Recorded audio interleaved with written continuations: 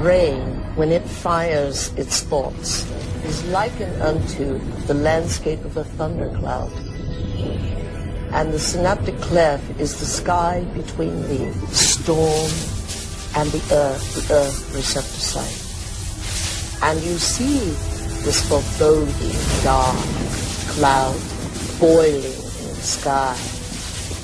And you see electrical impulses moving through it, veins of electric light, and then you see it hit the ground. The brain looks like a thunderstorm when it is presenting a coherent thought. So no one has ever seen the thought.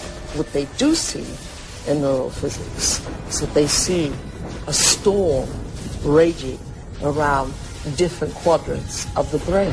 Those are areas that are mapped in the body and what the person must be responding to. A holographic image. Rage, murder, hate, compassion, love.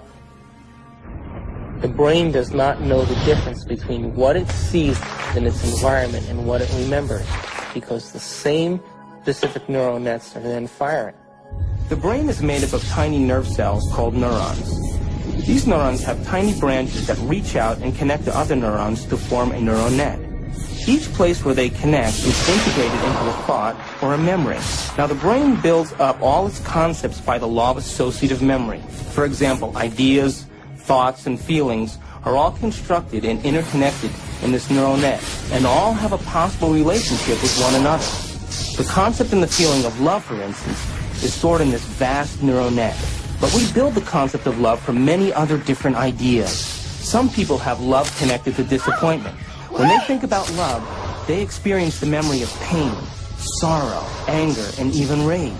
Rage may be linked to hurt, which may be linked to a specific person, which then is connected back to love. We build up models of how we see the world outside of us. And the more information that we have, the more we refine our model one way or another. And what we ultimately do is tell ourselves a story about what the outside world is.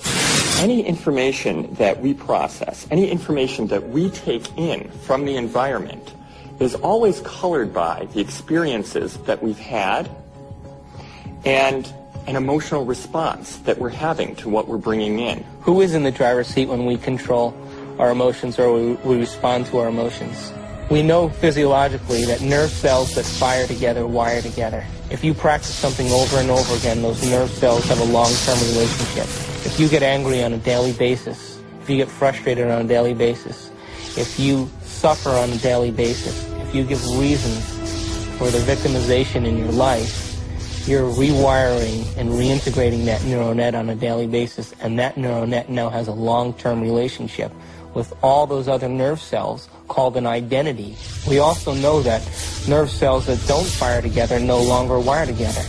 They lose their long-term relationship because every time we interrupt the thought process that produces a chemical response in the body, every time we interrupt it, those nerve cells that are connected to each other start breaking the long-term relationship.